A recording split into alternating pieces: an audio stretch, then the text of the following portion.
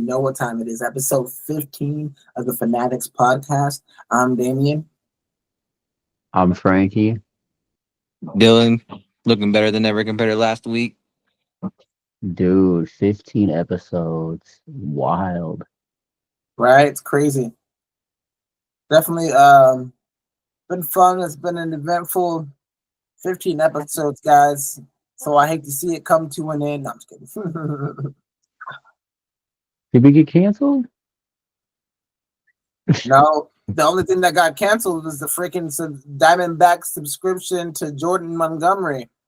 I knew that was awkward from the start when he wanted to come back with us when our owner shitted on him during the offseason. Man, that's such an interesting situation because honestly, like, if he returns to what he could be, I'm all for it, but also I don't want to be in the Bumgarner situation all over again. Nah, because Yeah. I feel like every time he's on the mound, it's almost like a guaranteed L the way he played last year. Melon Ball Monty. I don't even think about last year as far as his gameplay. Just his chemistry with the team was. He's not one of us. Send him on down the river. Now, if he can reform that in the season and buy in and be a Diamondback and play well, then why not have him? You know, why get rid of him? I think they should wait till the trade deadline, or not trade deadline, but they should wait until before the trade deadline of next year. See how he plays at the beginning of the season, and see if we can salvage the team that we have. Because I feel like when teams go to the World Series, they can either continue that trajectory of winning games, or they can just go back to obscurity where we were. So I don't want that move to be the beginning of us sucking again. Right. And it's going to be interesting to see, now that we have a new pitching coach in Brian Kapler, who came from Philadelphia. So that's a nice pickup for us. Very, very good coach in the Phillies organization. Definitely. That, and he actually has more time to pitch in Salt River Fields because that was also his excuse to his poor performance. Not much time to prepare. Yeah. That's tough, man. And we've never pitched in the postseason, so we don't know the pressure. But I can assure you, if I was getting paid as much as he's getting paid, I would have done everything in my ability not to suck. Who do you think the Diamondbacks look to bring in during the winter meetings or just the offseason overall? We had so many guys opt out, or key guys. I don't know. Well, it's got to be Gallon or Walker. I personally don't think we can afford both. But I wouldn't be surprised if Goldie gets a little talk. See, I would love that. Like, depending on what Christian Walker wants to do, I would be all for, paying Gallon depending on what he wants, and then bringing back Goldie for a bridge to another, first base prospect. Yeah. Right. The stuff you guys are talking about sounds way too realistic. So I'm going to say something that's not realistic. Let's get Pete Alonso. Yes, Pete freaking Alonso. Let's spend some money. Let's make the team a threat. Let's put some names out here. And You think Kendrick goes higher? No, I don't. I absolutely do not think Kendrick goes higher. I think he does the same thing he's always done. I'm just being unrealistic for the sake of the podcast. That would be, I'm for that though. That would be a great addition. Arizona teams aren't serious enough to do stuff like that, though. When we have a good team and when you feel like you have a window, you should make a championship moves. And I think the people we already have are good enough to get us there, but we need somebody that can get us over the hump. 100%, especially when it comes to, we led all of MLB in runs, but yet our pitching was the kryptonite that literally kept us out of the postseason because we were almost dead last. Yeah, the guys we brought in too in the last trade deadline didn't really help either. I mean, we didn't really get great looks then either. Well, Josh Bell was one that we hit on. The pitchers, though, I don't know if we hit on any of those dudes. Yeah, they didn't even help us one bit. So I feel Yeah, like no, the guy we got got to be priority.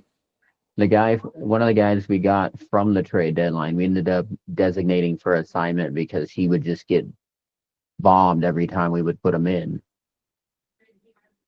Yeah, it was pretty bad. It was a nightmare scenario for the relief pitchers and the free agents we brought in on the pitching side of the ball last year, and it costed the pitching staff their job. Well, the pitching staff cost themselves the job, but they helped. Right.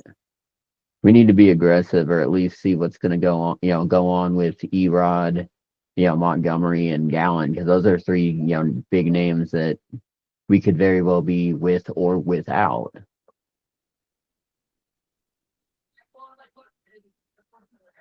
Right, maybe. I mean, I don't know. We gotta remember Kelly though. He's like aging up there as well. So they're like, I don't know. There's just too many questions in our rotation spot. But we still got Brandon Pfaadt though. He's been looking pretty dope for us too. I was gonna say every year he's gotten better and better. And Ryan Nelson. Can't forget about Ryan Nelson. Yeah, So can't forget we about got Ryan younger Nelson. guys. We got younger guys to fill like in the future for our older guys if they were to dip too. So. And I think that we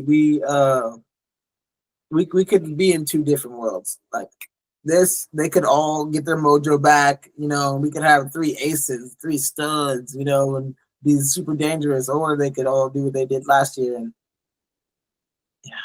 we'll miss the playoffs again. We're not bringing those vibes around. We are going to go back to the playoffs next year, my guy. Got it. The playoffs, man. The freaking playoffs. We just can't be watching from the clubhouse whether we get it or not. That was just brutal. Yeah, that was super brutal, man. Having other teams have to decide our fate like that. It's not like cool. We scored the most runs in the league. It's crazy though. It's because of our pitching, but it's like we scored the most runs in the league, 89 wins, and still missed the playoffs. It's just crazy, especially having more teams allowed in the playoffs too. Baffling. Well, just for the fact that how many games did we have where we scored 7 or 8 runs, but we still lost? Right? It's crazy how much offensive firepower we had, but we just couldn't get games in the end because we just kept giving up leads, man. Leads or just explosive 5-inning runs or some stuff crazy like that. 5-run innings, 5-inning runs. Jesus, 5-run innings and stuff like that. You can't, especially from the guys that are like getting paid top dollar and that are like our starter guys.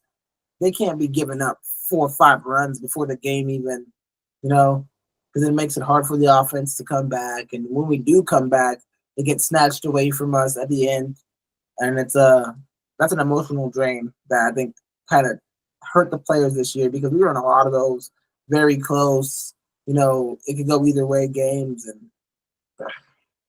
took the soul out of the team this year, man. Right. The consistency, we had the consistency when it came to when we needed to get runs, but when we needed our pitching to step up the most, more than not, they put us in a worse situation, and we just couldn't get out of the hole. Well, we need a solid closer too. Can't forget about that. You know how many blown games we had in the 9th inning to our final guy. We don't even know who our final man is yet in the 9th inning heading to the next season. We didn't even know who's our closer coming in the last playoffs, so. Yeah, I was going to say, nope. The teams we played didn't know who was going to come in for the 9th inning because it was so inconsistent because we didn't have anybody who locked it down. Right, yeah. Yeah, I mean, I don't want to get locked into the Diamondbacks struggles too hard, and they're not even playing right now. They're chilling away, trying to make things right, trying to figure out. I mean, I'm happy that they had the balls to say that they wanted to trade him though, because he's been making off-season distractions, in-season distractions the whole time he's been on the team. So they have the right to publicly say. I don't even feel like we can get much return back though, honestly. So I look at it this way: if we do end up trading him, I look at if we get anybody within like the top 50 prospect list, it would be a win. Yeah, for sure. Especially if it was a pitcher that was coming back, or a couple.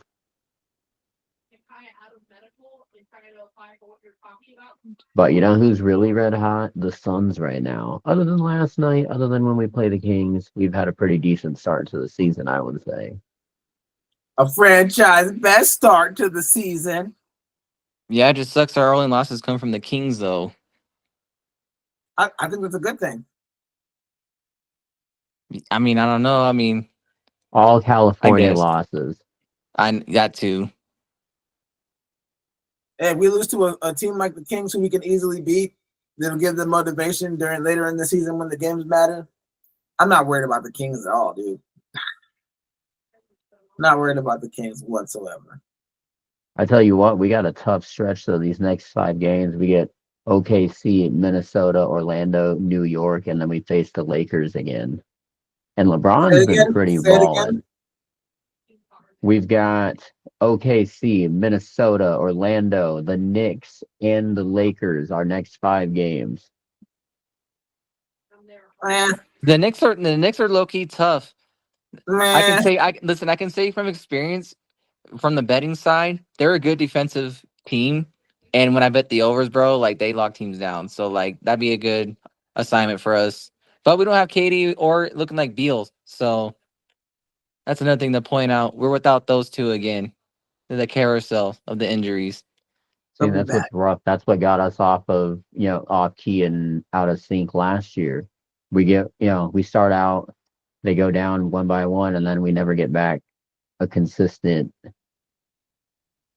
I think it's too early though to think it's, a panic button situation yet, but you kind of have to worry because kind of like last year, it did kind of start out like this, but I feel like we're in a lot better shape, a lot deeper if we needed to step up with being without those guys than last year for sure. Mm-hmm. Right, yeah. Yeah, it's just good to see KD when he is out there playing like the number one guy on the court, not in this weird logjam Booker. I kind of feel like that's kind of where we took a back seat too, because it has become KD's team in a way, like he's the one that's hitting the clutch shots. He's the one that's, going off and taking over the game. So when he comes back, we're going to be right back, but we just got to figure out how to weather the storm without him and Bill. And that's what Coach Bud is here for. So we better figure it out. Right. It comes down to book it. Sorry, go. Go ahead. Go ahead, man. It all comes down to book again when lately's been going down to KD when those final shots carrying us for those wins. So it's gonna have to be the guys around book without KD and Beal to step up. Yeah, I'm excited for Ryan Dunn right now, and he gets a little chance to maybe solidify himself as a starter. Hopefully, he can take this time that KD and Beal are hurt to kind of fill in one of their shoes. Right, and that gives Grayson Allen a chance to find his confidence again, shooting the ball, and it gives him, more minutes, more availability. And I like it when Grayson Allen's on the floor. He can definitely. We know he's a good defender, and then pairing him with Ryan Dunn, I feel like those are the 2 of the best defensive guys in the league already. But don't forget Royce O'Neal too. Royce O'Neal, and then we got Plumlee down there locking shit down. Yeah, how about the play of Plumlee? Yeah, man, Renaissance man Plumlee. I'm gonna keep saying he's gonna make things interesting by midseason. I was gonna say because Nurk's been inconsistent again the last couple games. After he had those 3 really big games, he fell back to mediocrity again. Well, yeah, KD was clapping it in his ear. He wasn't doing something. I mean, I didn't see it on TV, didn't know what it was about, but KD was saying something in his ear, not happy. And that's, I saw what you're talking about. Yeah, and that's one of the biggest things that whether KD's on the floor or not, that's one of the biggest differences I think we've talked about, that we've noticed a difference from last year. KD's stepping up, he's vocal, he's in guys' ear, he's pumping them up, he's keeping them. We didn't see that last year. Nope. I think KD just wasn't with the shits. He just really hated Frank Vogel, man. I didn't think that was such a big deal, but it's night and day. KD's happiness, his presence, everything is just totally different than when Frank Vogel was our coach, and we'll see how long what we can parlay that into. Hopefully that can parlay into some playoff success.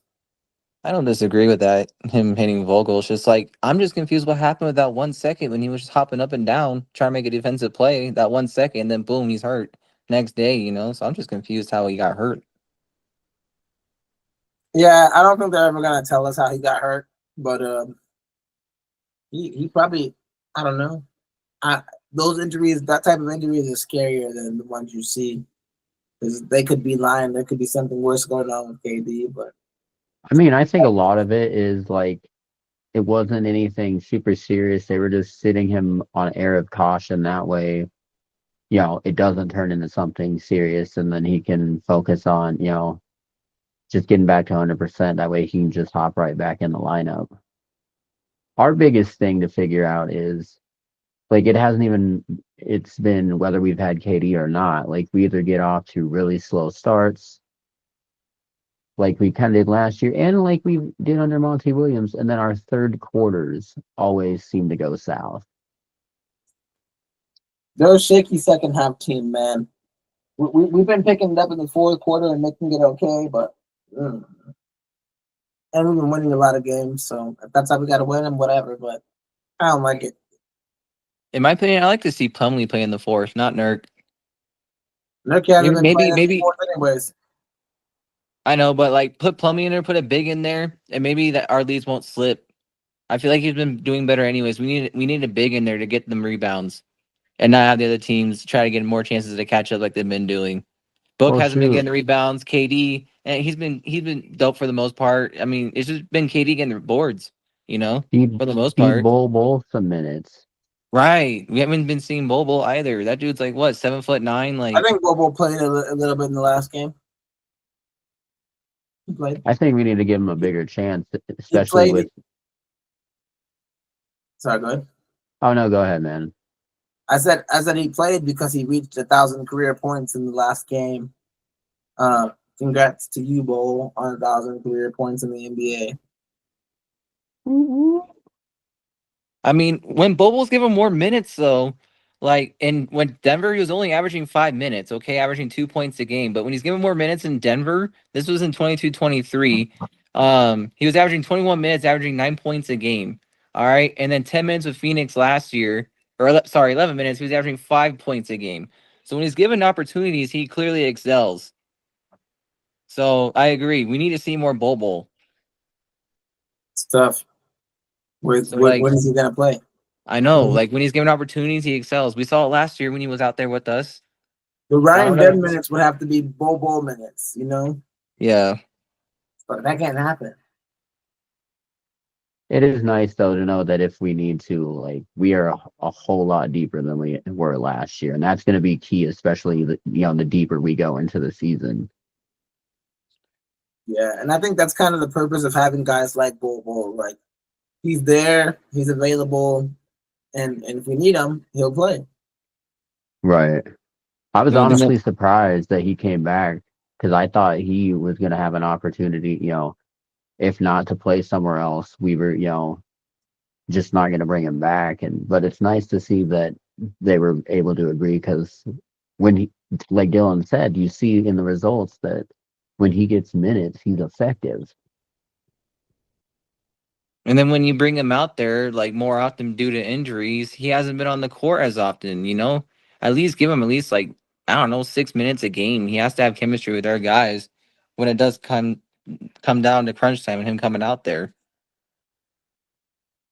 Well, shoot, even rotate him and O'Neal or freaking Plumlee just to keep those guys fresh.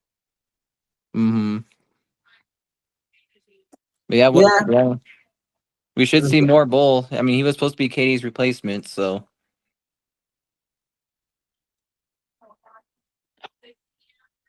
You know damn well he ain't replacing KD, bro. Come on. No, I'm saying like if KD were to get hurt like right now, that's So hopefully plenty of good notes watching on the bench. Yeah, Bull's a special player. I really do believe in Bull. I think there's a time and place for Bull, and it's not right now. The Suns are Glenn trying to Reaper figure out who Jr. they are. Well, they're trying to figure out who they are, you know? There's a minute for Bull, but the minute is not right now. I see what you did there. But no, seriously though, I think that as we look at it right now, Minnesota is dealing with what we dealt with last year. And OKC is the biggest threat. You know, they're Right. the only team that makes me feel like, man, we might have a tough time with them, but I don't feel like they're unbeatable at all. At all. I was gonna say everybody else in the West, like even the teams that were super strong last year, this year they're losing games. You just like, Yeah. What? Like Denver has lost its aura completely. They've lost their aura completely. Like, sorry, Denver. I'm not worried about you guys anymore. Yeah, no, not anymore. Well, shoot, They've been look at losing it. at home too. Minnesota's losing to teams that they had no business losing to last year. Sure. Yeah, The but Grizzlies- Minnesota also got hot late season last year. They had like D-back vibes. They were really Yeah. hot towards the end of the season last year. But that can only be that could be sometimes just a one season special thing, you know. Not doesn't mean that's how your team is going to play forever.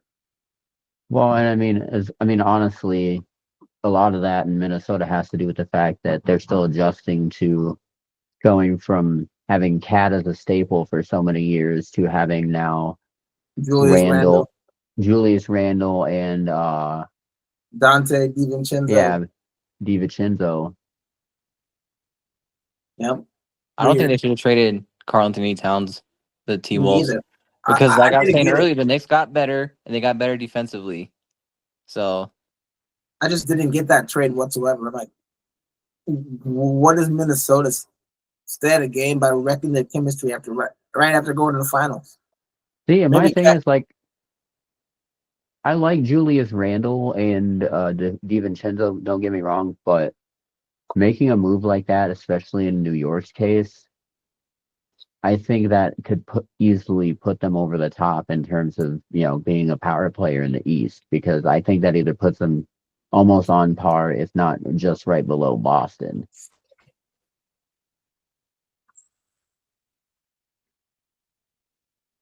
I'm not as high on the Knicks as everybody else, honestly. Like, I think they're good. I think they'll make the playoffs, but I don't think they're like a contender for the championship at all.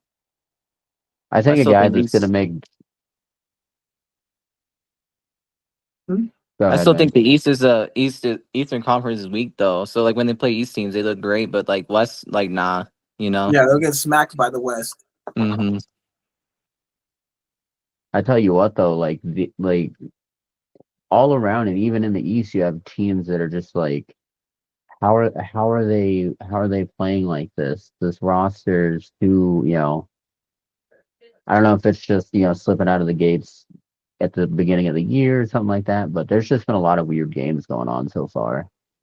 Right, the world is ending. Freaking Cleveland is 12-0, and the Bucks. Nobody expected that. How do we get so deep into NBA? That's hilarious. I've seen a few people be like, "Oh, can they beat Golden State's record?" I'm like, "Nah, I don't think they can. That's overhyped." What's Golden State's record? The 73-9 record, the one game. Oh, you're talking better about than Jordan's best record. Season. You're talking about the best season, yeah. Yeah, the one game better than Jordan's gold record. Yeah, no, I know what you mean. I thought you meant like to start the season. No. So they have to be 74-8 to beat the record. Yep. Lose 8 games all season. That would be nuts. The Warriors were so good that year. I feel like they're gonna end up with at least 15 to 20 losses at the end of the year. For sure. Yeah, because that Warriors team was just crazy stacked. Yeah. Even Draymond was actually good then too. So right, he was at his peak of his powers. Yep. Well, yeah. The thing is that one guy that's not there anymore that I think helped make everybody's role a whole lot easier and more complete was Andre Iguodala. Iggy, yep. Yeah, they tried to make Andrew Wiggins into an Andre Iguodala 2.0, but it just never got there with Wiggins. Never got there with Wiggins. Jonathan Kuminga is an interesting player too. They have a lot of young, interesting guys that could be really, really good in the future. They did the right thing by getting rid of Klay Thompson, to be honest with you. Well, shoot, they got. Did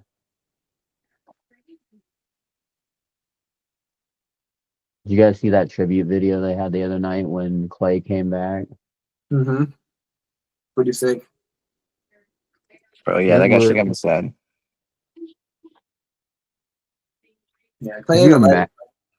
I hope we never have to make a video like that for Booker.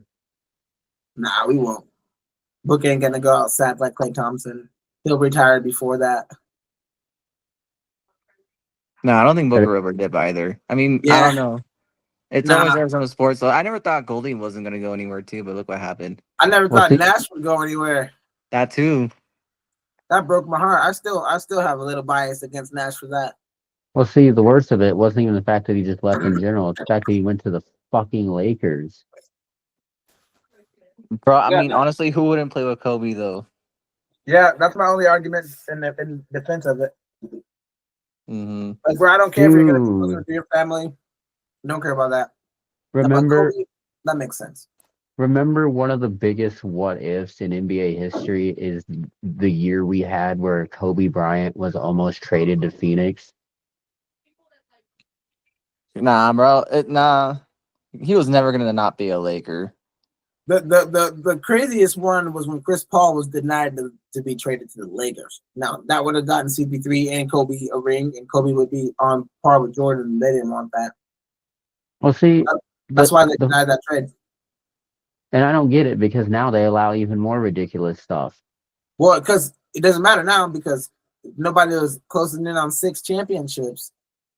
You know, they needed Jordan to be the main dog still. They couldn't have Kobe Bryant. This is me being a conspiracy theorist, by the way.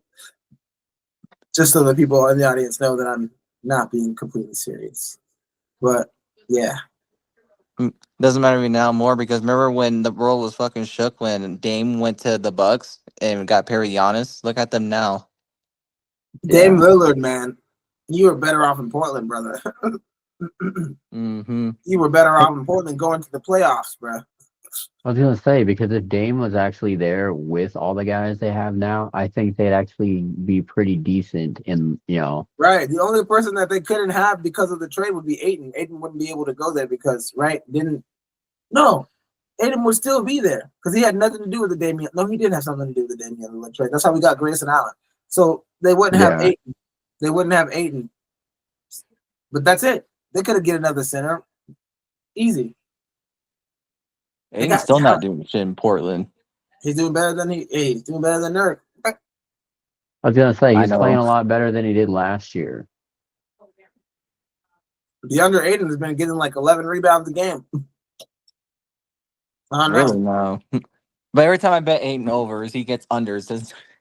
It's because he knows it's you. You're cursed. You can't profit off of DA. I'm always cursed, bro, with Ayton's. You're not allowed to profit off of DA after all the shit you talked about him. It's Bohemian voodoo. Hey, man, it was like our Kyler debate. He's gone now. Ayton's gone now. So, but that's another topic with Kai. Kyler Murray, MVP. Kyler K1, the MVP of the league. NFC West champion Cardinals. The K1 Jet. Hey, man. Aaron Rodgers got put out of his misery. Hey, as Kyle Brandt would say, my Arizona Cardinals. Dude, that dude gives us so much love. That was definitely fun to watch, though. I mean, James Conner was just an automatic bulldog. Marvin Harrison, amazing. Like they're starting to click. Defense was great. Like all around great win for the team. 100%, and even more exciting is the fact that it's likely that Buda Baker gets a contract extension to stay when all the hype, not even a couple years back was he was wanting out, and just have that complete turnaround and, having him wanting to stay. That means that's huge.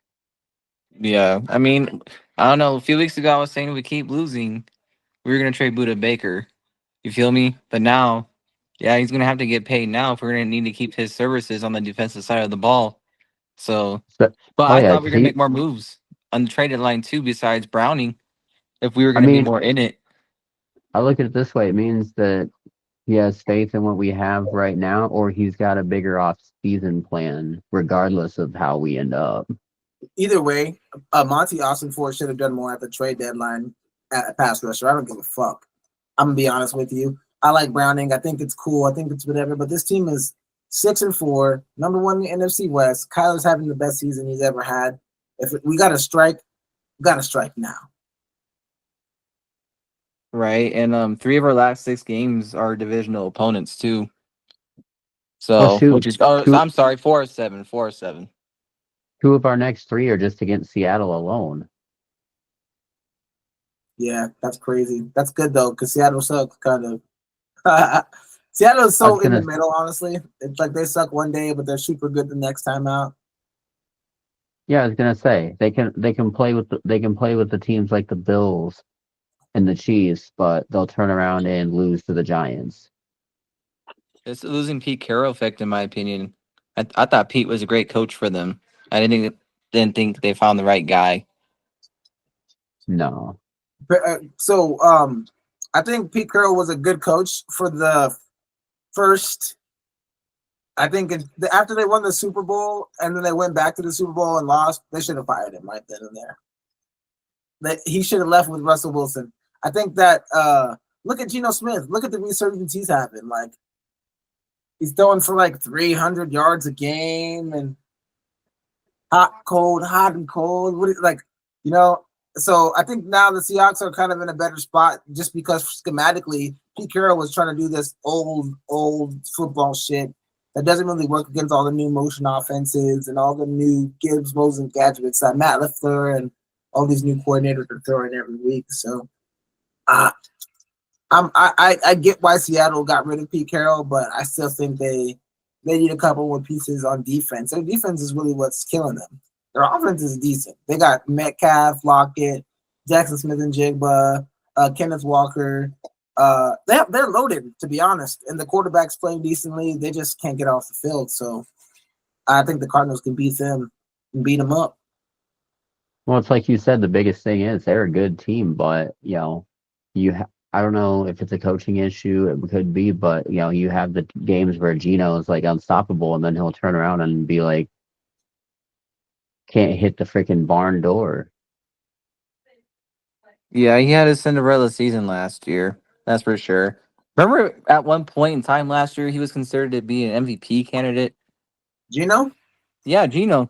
I think that he's actually found he's found himself. He just needs a better offensive line. His offensive line is ass cheeks, bro. Like Seattle's never had a good offensive line ever in his life. Not Russell one Wilson day. never had a good O line either. He was always running for his life, but made his Russell plays happen. Now look at him in a Steelers uniform with a decent O line, throwing moon balls. By the way, speaking of Steelers, who doesn't love that Mike Williams redemption story? Gets a couple weeks ago. Story yet, bro. Let's pump the brakes. Yeah, okay, but think about it. Think about it though. That's already shading because 1 week he's nationally thrown under the bus by a guy who's been cheeks all year, and then he gets traded, and then boom, nice obviously it was one catch, one game, but it was a pretty slick catch. So if he gets more involved, I think he can do a lot. From the standpoint of the immediate switch and last week him getting thrown under the bus, I definitely can resonate with that. What are you going to say, Dylan? I mean, he'll be more involved. I mean, he's going to be the reason. I mean, he has a chance to be the reason why Steelers make a deep playoff run. I mean, that's the reason why they traded for him. They need more help at wide receiver to go alongside with Pickens, who's also been balling out. So he's playing like an animal, man. Mm-hmm. Well, and Najee's been playing solid lately too. When one of the biggest questions coming in the year is if he could carry the ball, and I think he's answered that question. Man, I'm not gonna lie to you guys. I don't want to talk about this. I hate the Pittsburgh Steelers. This is an Arizona Cardinals podcast, Arizona Sports fAnaticZ podcast. Who gives a flying fuck about the Steelers? Not me. Murray for MVP. There we go. You know who I'm impressed by? That'd be I mean, hey, he's playing like one. Mercado. And Trey Benson, bro. Who? Trey Benson. No, I'm just kidding. We need to give Trey Benson the ball way more than we're giving it to him. It's really I'll tell you ridiculous. what, we have a lot of very capable backs. Like I know Connor's been hella of effective. DeMercado, like you can play him as a receiver or a back. He's been able to run the ball. Benson's been a great stash.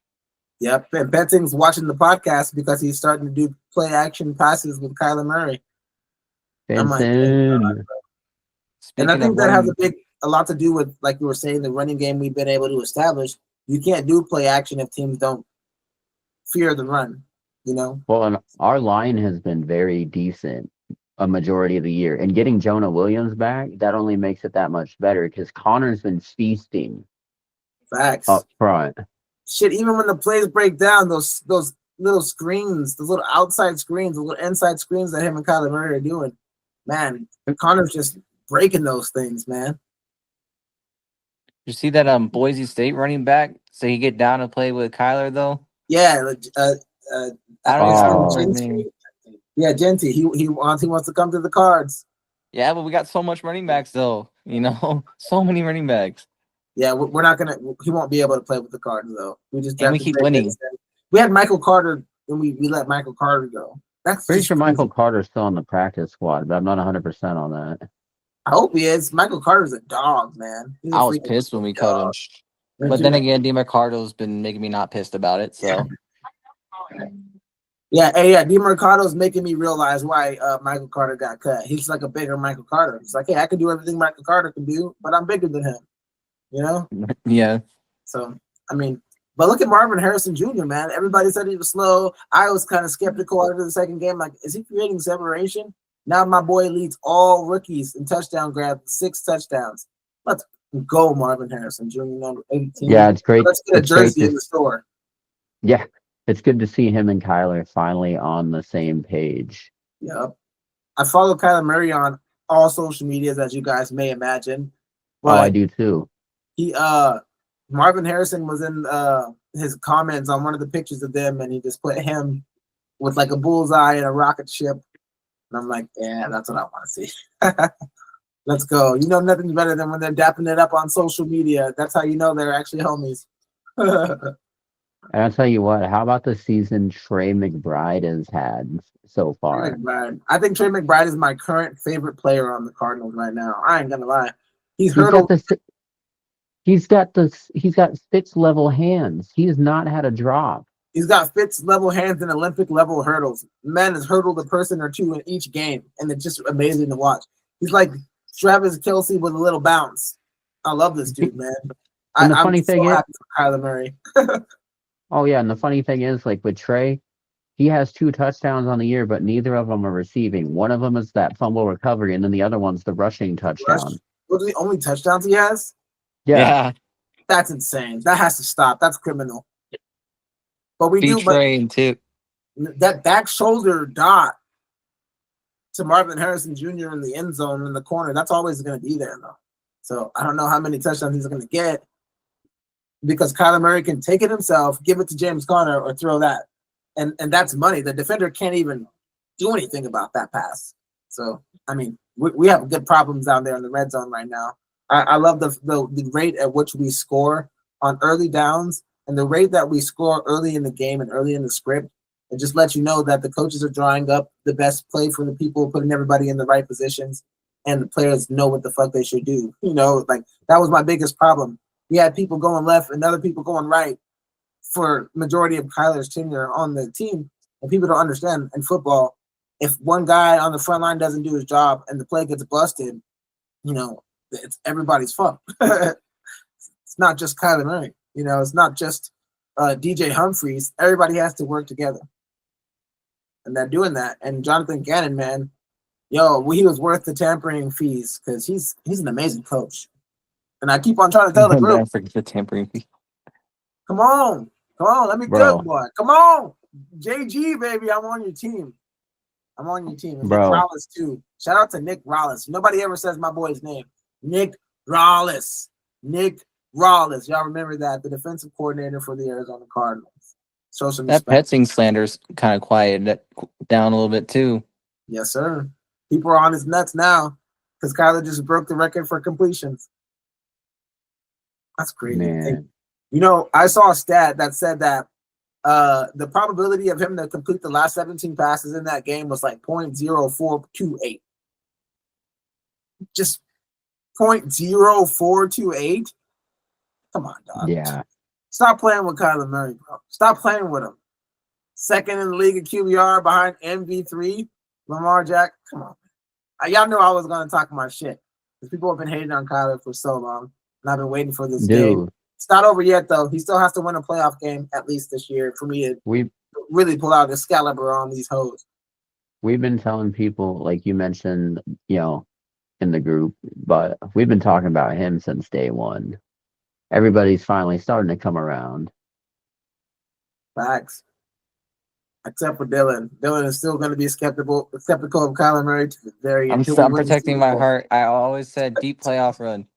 Take us to the NFC Championship, Kai, please. We had the second hardest schedule through 9 games in the entire league. So, are you sure? I mean, I know we play Carolina, so I have the schedule up right here.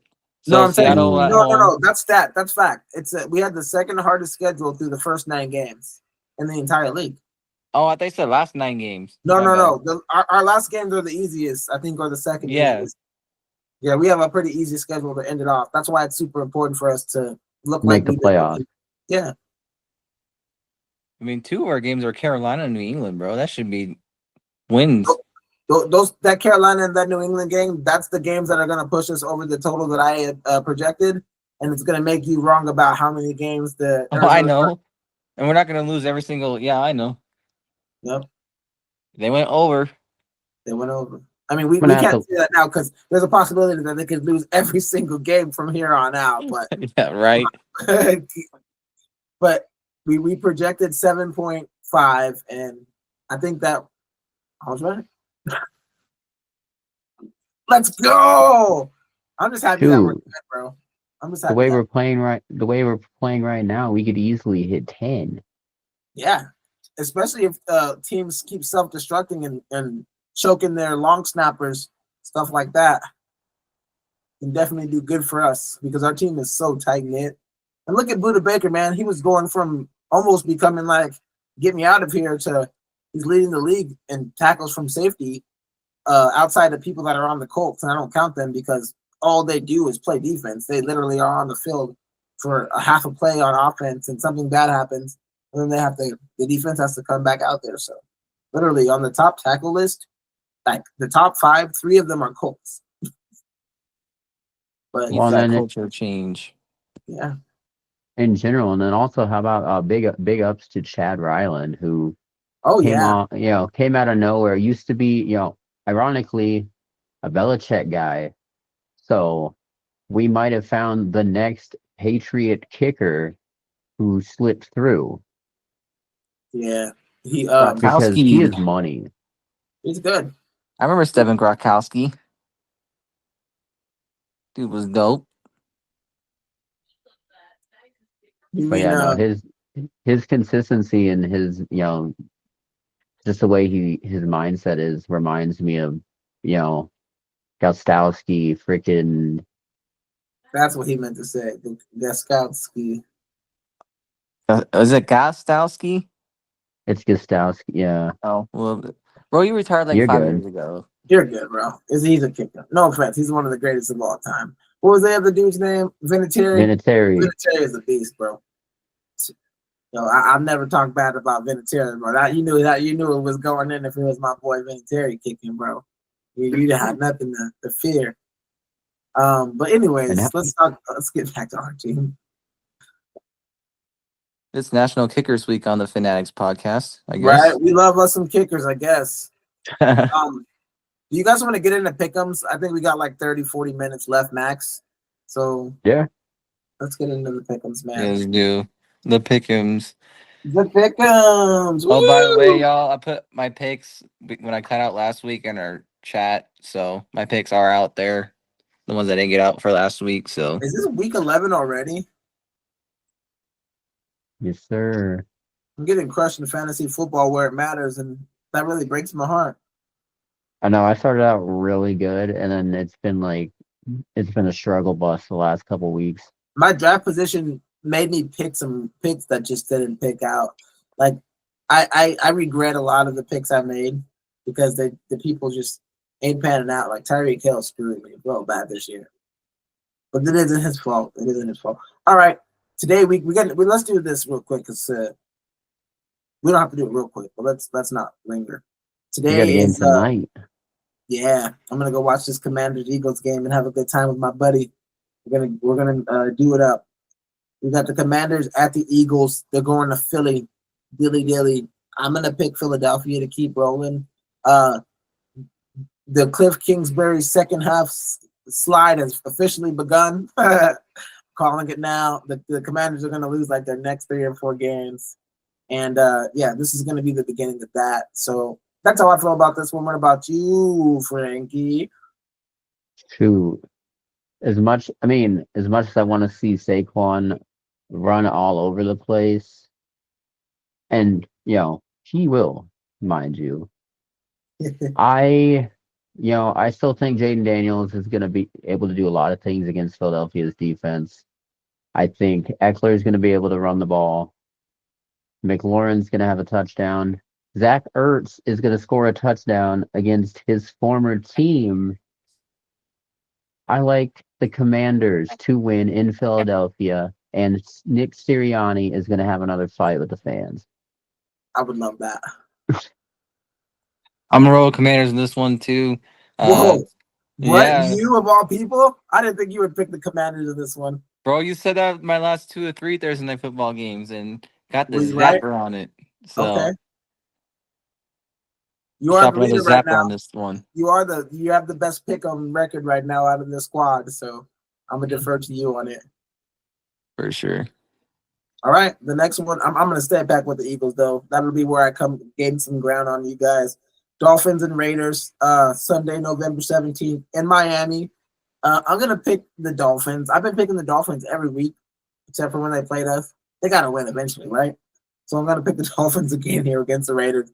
I just can't pick the Raiders. They're just the Raiders, and they just suck. What about you, though? Yeah, Dolphins. I have zero trust in the Raiders the rest of the way, honestly. Yeah, no, the Raiders. Oh my gosh, I don't know if you guys heard the reports, but literally the entire team is revolting against the coaching staff. It is really awful over there. So I don't even know who they're throwing in at quarterback this week. Probably some guy off the street for all day. Probably have a better chance. But the Raiders are freaking dog watered. The Dolphins would win if Tyler Huntley was the quarterback. So Tua, and this one's for you, Dame. Tyreek Hill is gonna have 2 touchdowns for you this week. I hope to God, bro. I really need to bounce back in fantasy because I'm at a point where I could kind of come back, but I'm not Fins up. The thing about it is the Raiders made a mistake by hiring Antonio Pierce as their coach.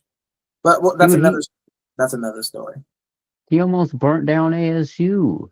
Yeah, that's true. Him and Herm Edwards. Jesus Christ. Don't remind me of that disaster fire. All right, let's get to another disaster fire. The Browns and the Saints in New Orleans. Ooh. Browns and the Saints in New Orleans. Shit, man. This is bad. I'm gonna go with Jameis Winston, man. I'm gonna get some crab legs on Sunday, and we're gonna go with the Browns, man, over Derek Carr, Alvin Kamara, and the Saints. I know it's crazy, but we're doing it. Frankie, what about you? Well, welcome to the Scrubbing Bubbles sponsored toilet bowl between the Browns and the Saints. It's funny, like as much as I dislike both teams here, the Saints did show a lot of energy and a lot of fight for their interim coach last week. Derek Carr did do solid. I'm gonna take the Saints with this. I just have no. The Saints will look okay one week, and then they'll look absolutely cheeks one week. The way they've been all year, I just have no faith in whoever they put behind that center. So I like the Saints better with Derek Carr. I don't like the Browns any better after that one good week uh Jameis Winston had. Give me the Saints to meet the Browns. I kind of feel like I made the wrong choice, but that's okay. We do that sometimes in life. We got the Colts going to New York to face AR8. Sounds way cooler than it actually is. And Devontae Adams and the Jets. I'm gonna take the Jets, man. I got off of the Jets wagon and I lost because I betted against them that one week. And then they came and they got slaughtered by us. I'm gonna go for them to bounce back. They've been getting shit on. They gotta win. Aaron Rodgers has to look good in some of these games, man, right? Like he can't just be that washed. Or is he that washed? He might be that washed. Fuck. The Colts are gonna start Anthony Richardson, right? Or Flacco. Yep, Yeah, Richardson. they're starting Richardson. I'm gonna go with the Jets, bro. I'll leave it at that. Good. I don't know, man. Quincy Williams might make Anthony Richardson tired after seeing the tape from last week on Kyler. I'm dead. Um, yeah, I mean, they just can't keep switching QBs. Flacco one week, Richardson the next week, and then they can't keep doing that. I'd be fed up on either side of the ball on that team. Yeah, I don't see the Colts winning this one. Yeah, no, let's just make this a clean sweep. Anthony Richardson, you don't know what you're gonna get. He could decide to, I don't want to play in the second quarter. We don't know. I look at it this way: Brees Hall, Adams, they're gonna have big days here. Aaron Rodgers is gonna connect, and unfortunately, as he's trying to come back in 2025, the Jets will win. All right. Next one is gonna be in Tennessee with the Titans hosting the Vikings. I'm going Minnesota this time. Sam Darnold, he's been turning back into Jet Sammy D, but I don't think that's going to continue against the Titans. I think he's going to right the ship. I don't think he's turning into a pumpkin. I think they just had a couple bad weeks, and that happens in the NFL. You can't be perfect each time out. So I'm going to go with the Vikings over the Titans. What about you, Frankie? I mean, as you said it, like the way it's been going lately for Sam Darnold, it's just, is Minnesota for real? I think I think he picks it back up this week. Minnesota gets a dub. Yeah, make this a sweep on Mini. I don't think Tennessee's that great. You Minnesota's the better team all around. you know it's bad when we don't have anything to say about Tennessee's players at all. At all. Not a single bit. But is Calvin Ridley still over there? Who? Calvin Ridley? No. Yeah, the guy that should have been traded along with Hop somewhere else. Hey, he's balling out over there though. He's at least securing himself a bag. The next one is in Chicago and their nightmarish situation versus Jordan Love and the Packers, who honestly aren't doing as good as I thought they would be doing this year. I'm gonna go Pack Go this time. Chicago, this is a trap game, and Chicago might very well win this game. But I can't pick him, dude. I can't trust him. DJ Moore is walking off the field mid-play. I have him on my fantasy team, dude.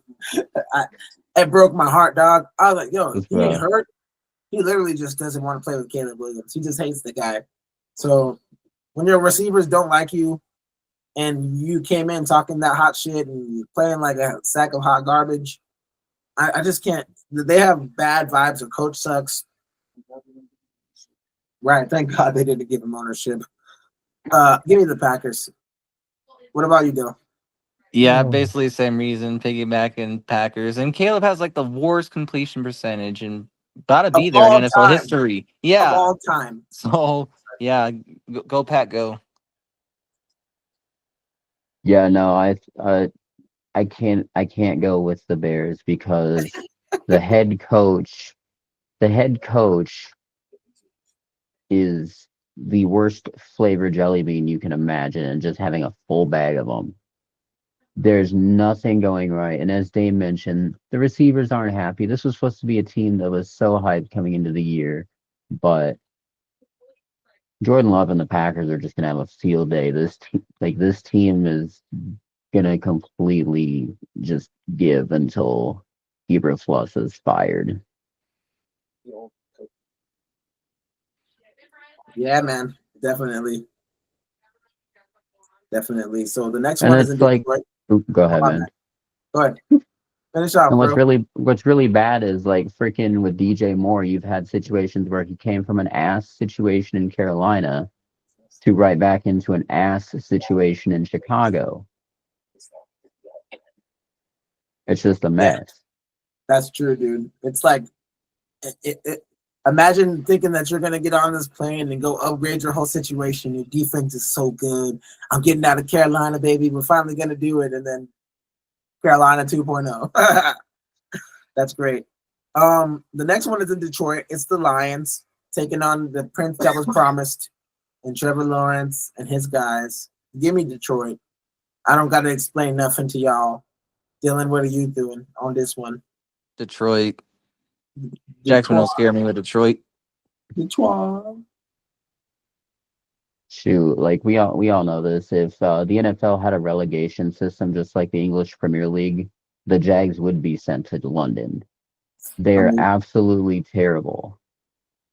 Detroit is like, I mean, you saw it last week. Everything's going right. Jared Goff had 5 interceptions. They were down 23-7, and they still came back and won. That is a team that believes, that is a team that's coming back no matter what. The Lions could probably have one of those 55-7 type games again this week.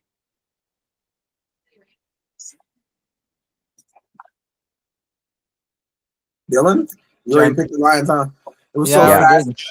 It was so Yeah. fast that I wanted to go back to you a second Fast like time. Jameer Gibbs. Yeah. The next one is in New England, where the Patriots take on the Rams. I'm so tempted to take the Patriots in this game, but I'm not dumb, so I'm going to take the Rams. I'm going to take the Rams on the road, but for something in me feels like Drake May is going to light these fools up. I know that sounds weird, but I feel like Drake May is going to light them up. But I have at this point I'm last, so I can't keep on going with my heart on stuff like this. I got to just be smart and pick the Rams. What about you, Frankie? I mean, as you said, it could be the flip of a coin that New England does surprise us like they did last week. I had no faith in them last week, and they came out of nowhere. But not thinking that way this week. I think the Rams just have too much firepower to be mediocre. As much as I do want them to lose to keep them down below us, I don't think that's going to happen. Stafford's going to have a big game, and the Rams are going to win at least by a touchdown. Yeah, I see the Rams winning too. And they're only a game behind the Niners for third place and only 2 games behind us. So against the Patriots, easy win. So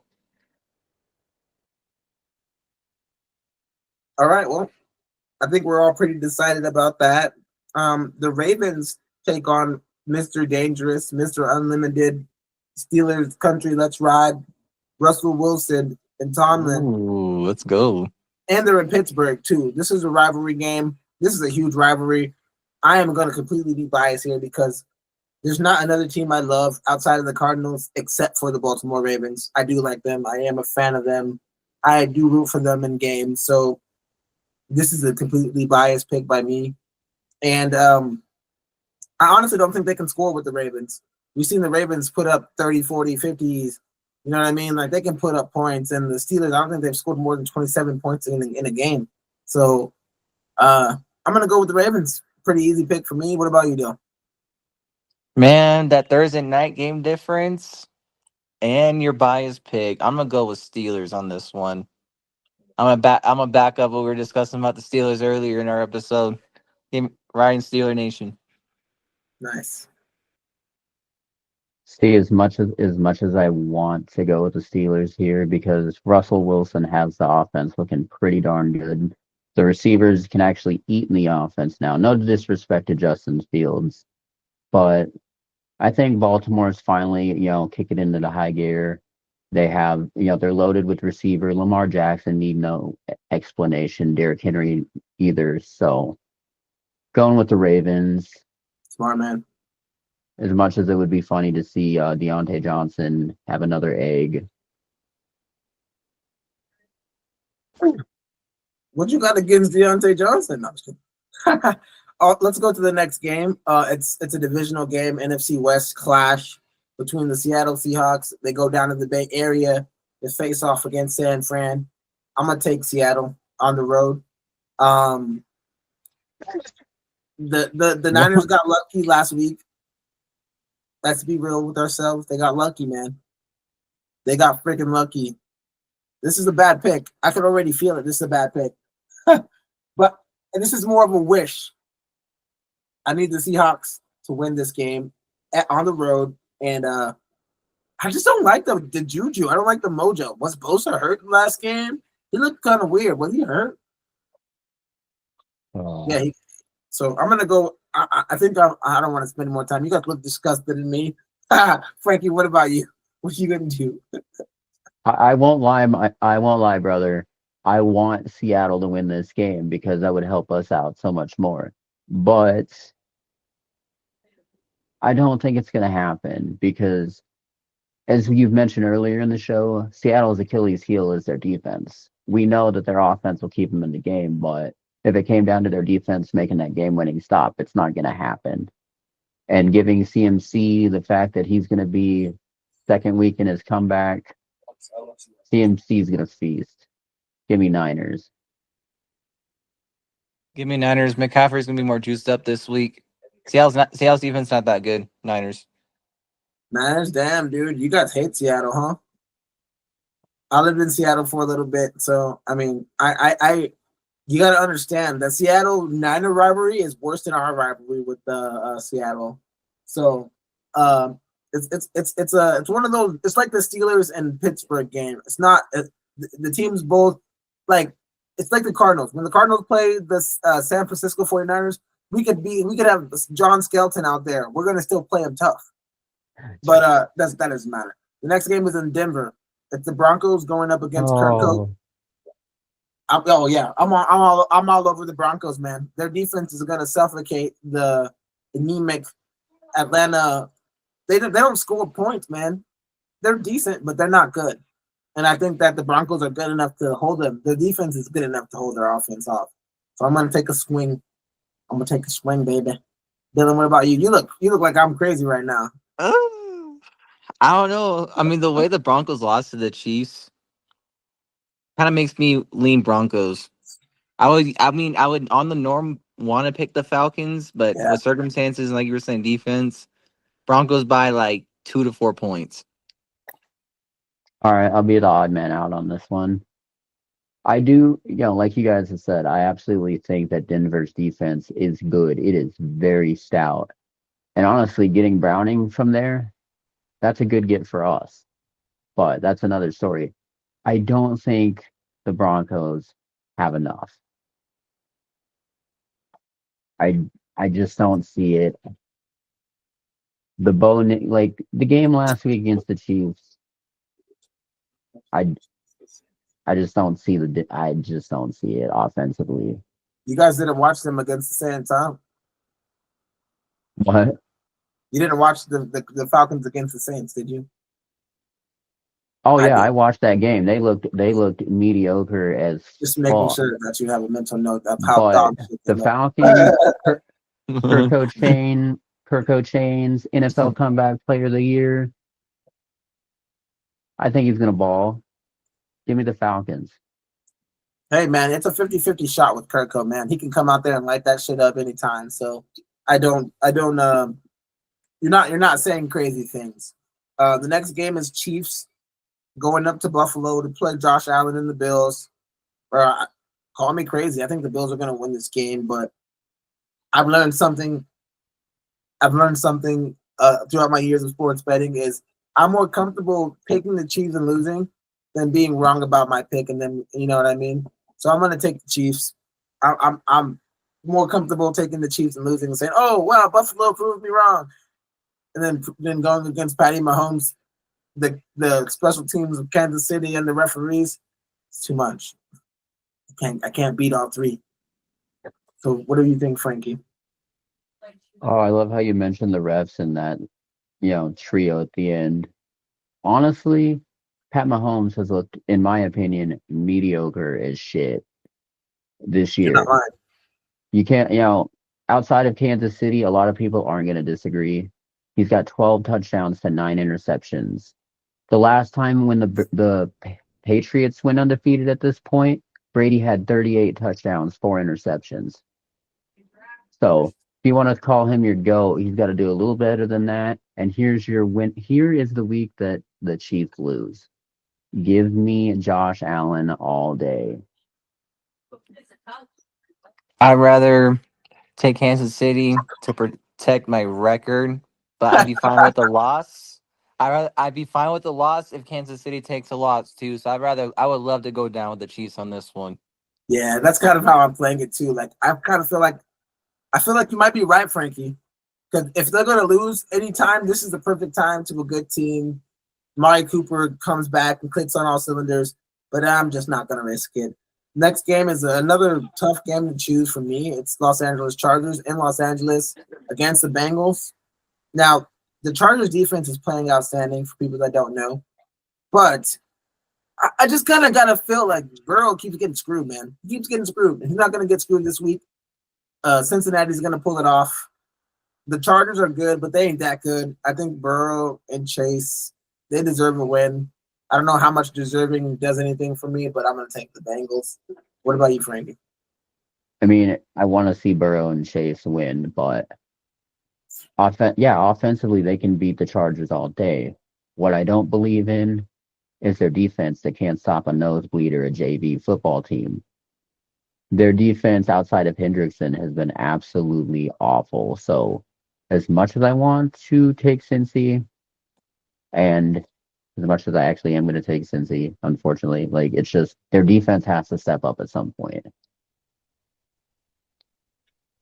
I'm pretty sure that game got flexed, if I'm not mistaken. But yeah, I mean, I don't know. I mean, if the Chargers have to win games based on their defense, they have no wide receivers to throw to.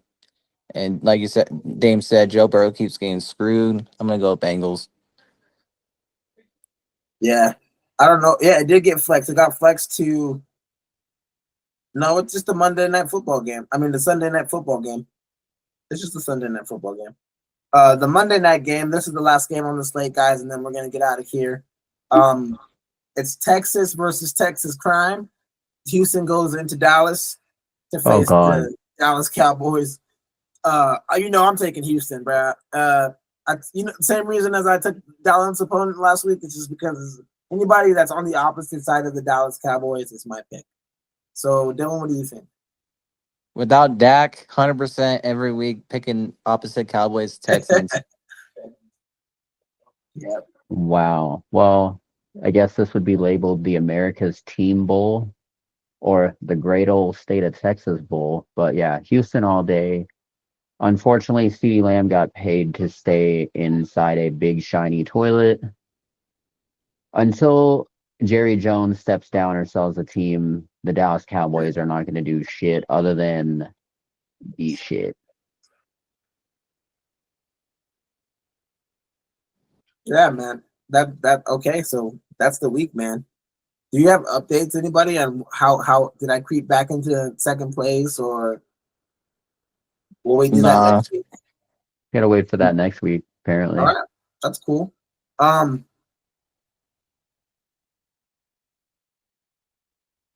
Okay, I think that's the pick'em for this week. That's the pod. I mean, do you guys got anything else you want to talk about? Next week, I'm going to have that jump to first. That's so funny. You think that's no bueno. gonna happen, guys? Well, I tell you what, all I know is I hope the Suns just have a good week. And here's to ASU continuing to win football games. Arizona maybe finding themselves. and just everybody having a good week. Right? And if you guys are having a good time watching this podcast, please like, share, comment, subscribe, and all of our links to follow us and to buy merch if you would like to buy merch are in the description for Jewel. And we are now on Spotify. Oh yeah, we're on Spotify too, so we'll have to get the Spotify link in there too. Send me that, Frankie. For sure. And don't be too bored this Sunday without Cardinal football. So, Right. I mean, I look at it this way: as much as it's gonna suck, at least I can bet and not have to think about my heart the whole time. Yeah, and also for me, I get stuff done on Sundays when the Cardinals are on a bye. Like I'll watch like the games I care about and then do my life. But when the Cardinals play, I watch every game until they play, and then when they're done, I'm like, okay, I can go. Oh yeah. Yeah, no, me and my boss just chill on Sundays and watch football, like right in the gym. Makes me think of my ex-girlfriend. We used to just watch football on Sundays. The only thing good about her was like she was a football girl, Gotta love a football girl. Anyways, guys, thank you guys for watching. he's like,